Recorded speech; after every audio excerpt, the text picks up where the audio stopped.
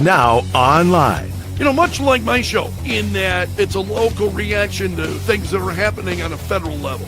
Dispensing a daily dose of common sense. No prescription required. Wow, do I have a boatload of stuff for you, from the crazy to the absurd. Let's start getting into it, because, it is bizarro world out there. And I say, if it's obvious to me, should be obvious to everyone.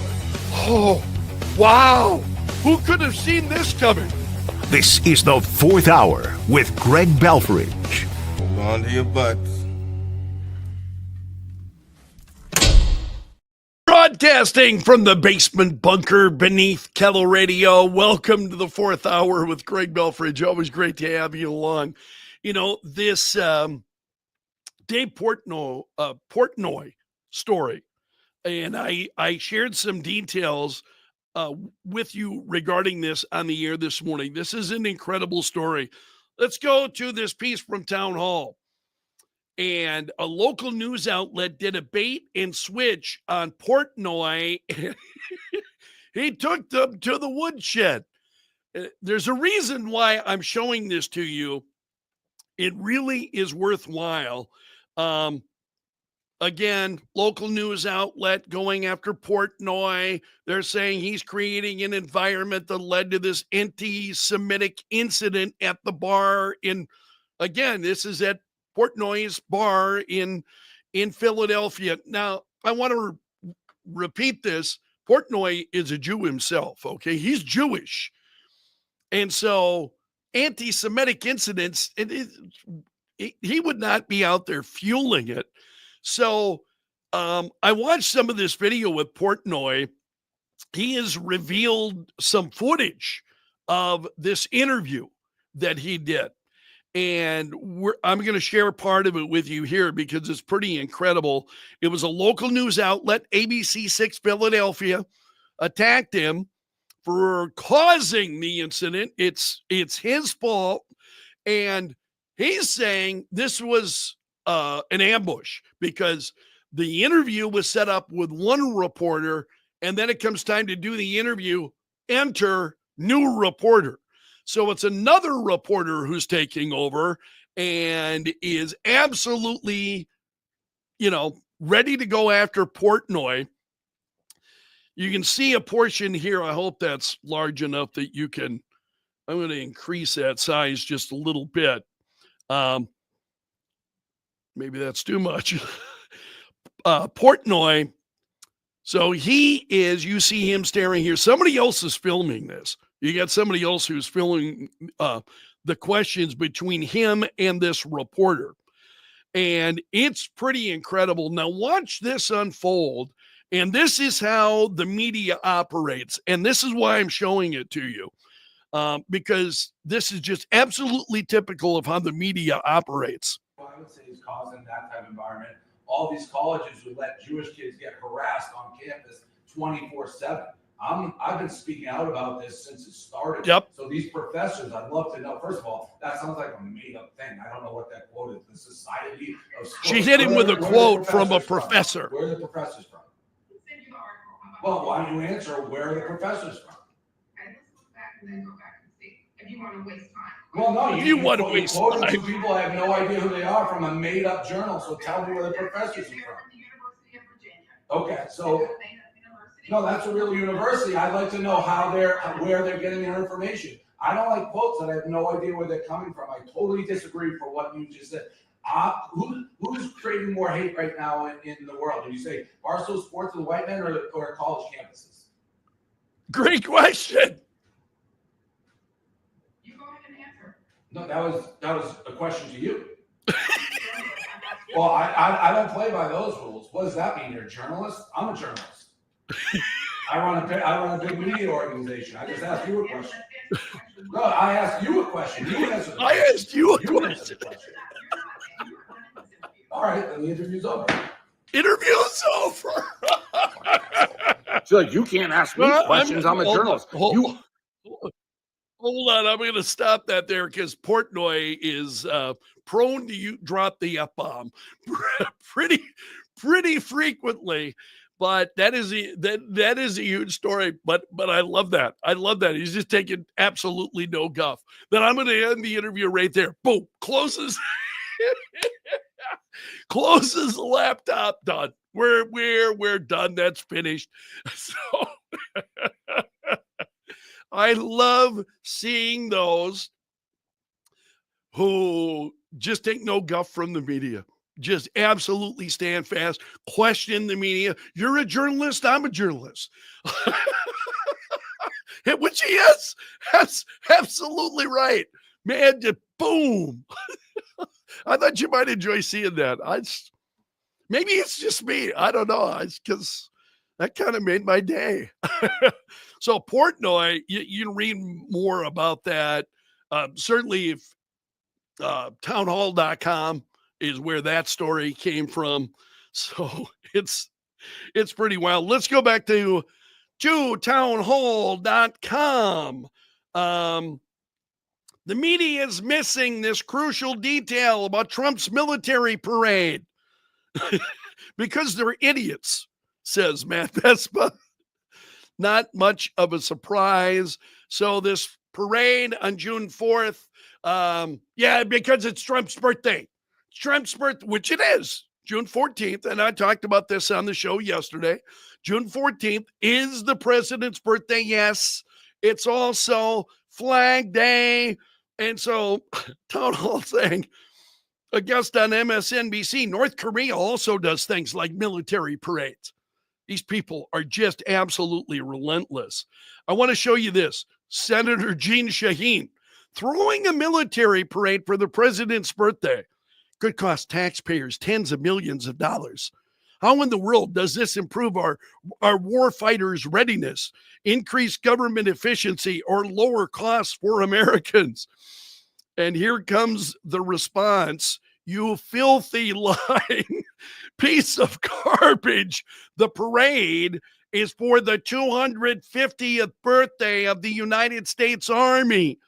It is a totally irrelevant coincidence that Trump, that it's his birthday.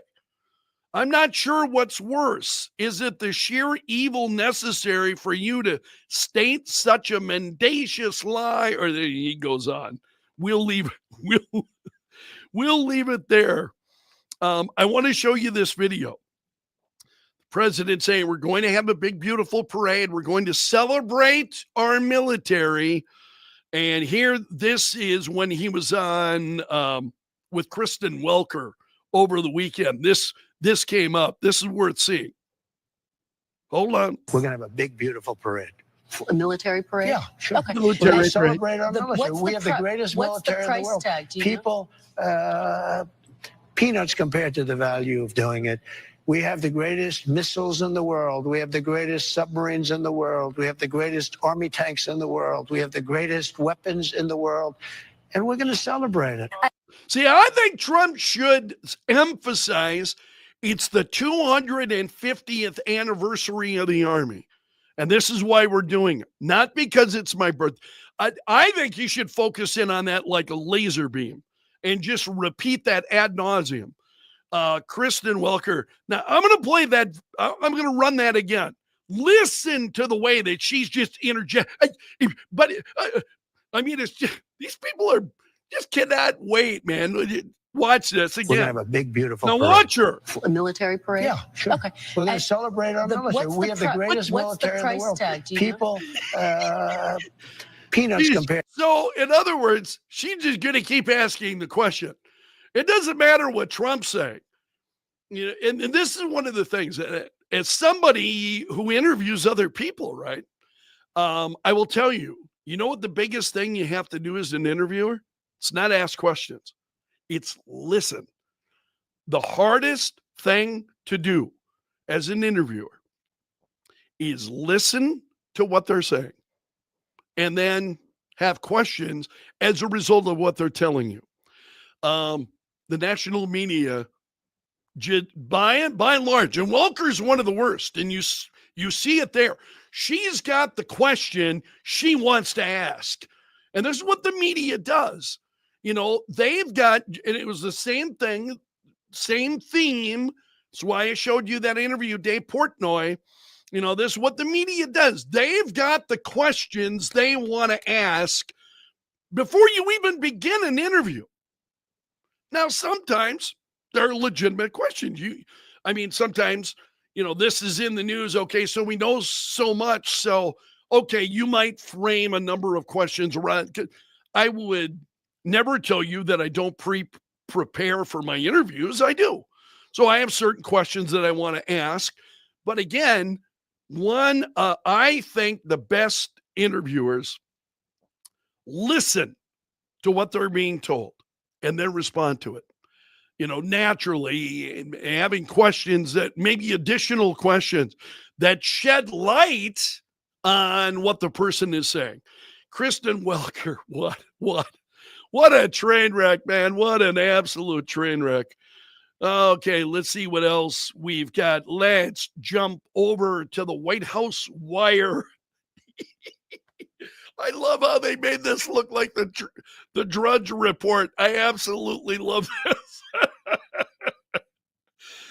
So, every day I pop in on this just because I love the presentation.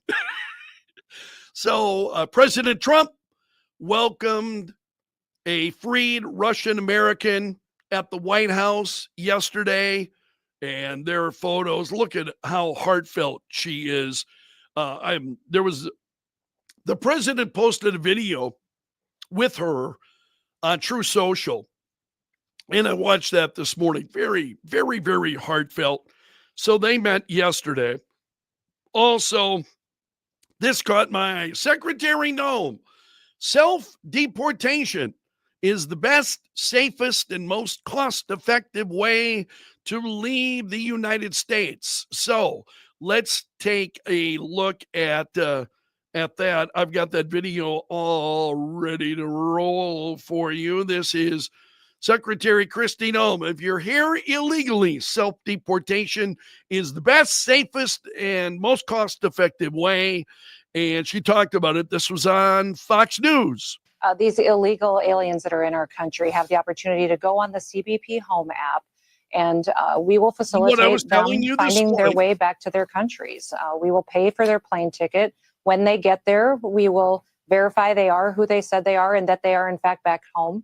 And then they will be paid $1,000 as an incentive to go there and to be able to help facilitate their housing or their clothing or their food for the period of time that they're back in their country until they can get themselves settled. And listen, Sean, that's really what this whole situation is about. We spend about $17,000 arresting, detaining, and deporting an illegal alien right now today. If we have the opportunity to purchase a plane ticket and send someone home with a stipend like this, it saves us thousands and thousands of dollars. And it also is a much safer situation for saves us thousands and thousands of dollars. And then she, as you heard her going on, much safer situation for us. Absolutely. If you are not having to send people in to arrest illegal aliens and then begin deportation and all of those things, if you're not having to send law enforcement into that situation, they're much safer. You don't want to be sending folks into that situation unless you absolutely have to. And so what the president is trying to do here, and you hear Secretary Noem there talking about it, is let's offer an incentive for people to self-deport and eliminate the issue then of, having to send in law enforcement and so on. I understand this. It makes at least a degree of sense to me. As to whether or not that's going to be practical, we'll wait and see. Hey, I want to give Jody Schwan another shout out. We talked about this morning on the air, and this is at pigeon605.com.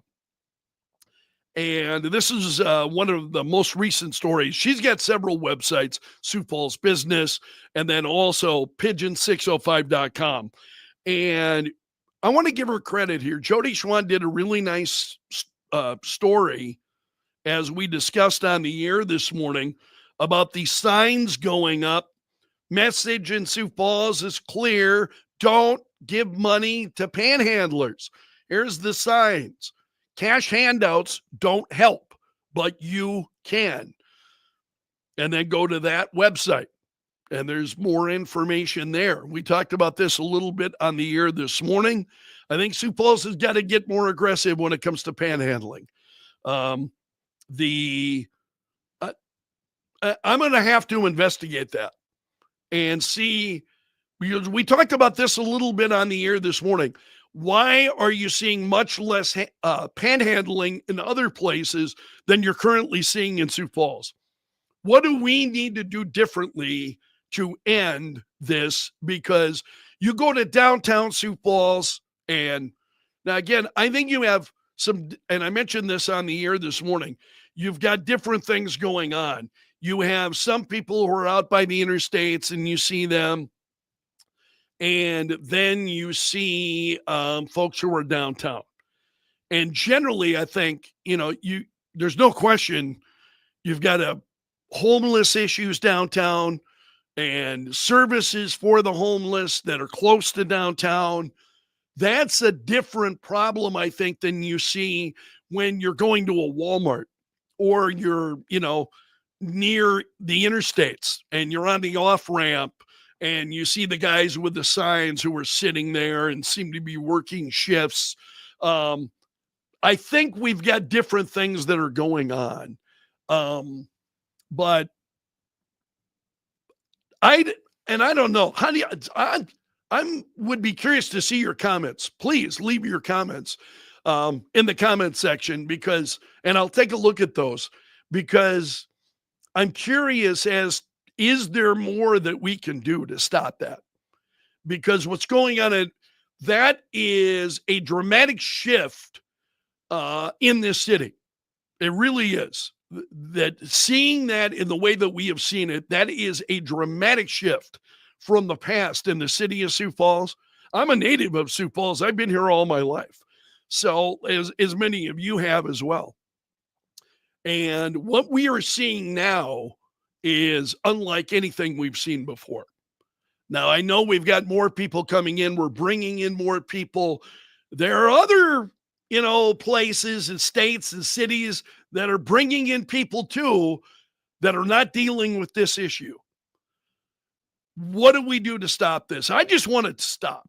I'm not talking about infringing on anybody's freedom. I don't know what it's going to take to be able to do this, but I mean, ideally, I would love to be able to convince every person to stop giving money to panhandlers. You want to give money? There are so many wonderful ways to do it. You hear me talking about, feeding South Dakota all the time and giving money to Feeding South Dakota. It's one of my favorite charities. They're and the work that they do, and whether it's the food pantry there are just so many different ways that you can help people in our community who are in need. Giving money out in the city is, again, I don't know if it's guilt, and I suspect it is. Folks feel guilty. You're sitting there at the stoplight, right? Sitting there at the stoplight, and here's the guy, here's the mope with the, sign. Because I've seen it. I'm sitting behind somebody, and this happened a while back. My youngest daughter and I were heading out somewhere. I think generally we go have lunch and then run a few errands together. So we're on our way out, and the car in front of us is giving money out. And I turned to my daughter and I said, do not ever give money like that. And I said, if you want to give to people, and we had a conversation about, and I told her, this is how I give. Boom, boom, boom, boom, boom, boom. And I said, you want to give money to people? She's not in a position to do that right now. But I said, if you want to give money to people, here's the way to do it. Put it in the hands of agencies and folks that you trust. Do not hand it out the window, to people, especially, sitting there just panhandling. There's got to be a way to stop that. I don't know what that might be, but it has not improved our community. I'm not more proud walking through Sioux Falls. Isn't it great to see the panhandlers in downtown Sioux Falls? Do you know anybody who thinks that way? Nobody does. So why give them money? Why do you want to encourage the behavior that none of us like? That, to me, I don't have an answer for that. I don't know if it's guilt, because we tend to be, and I say this as a Sioux Falls native, guilt is something that motivates me too. I mean, I'm the same way. I feel guilty. I'm guilty about this. I feel bad about this.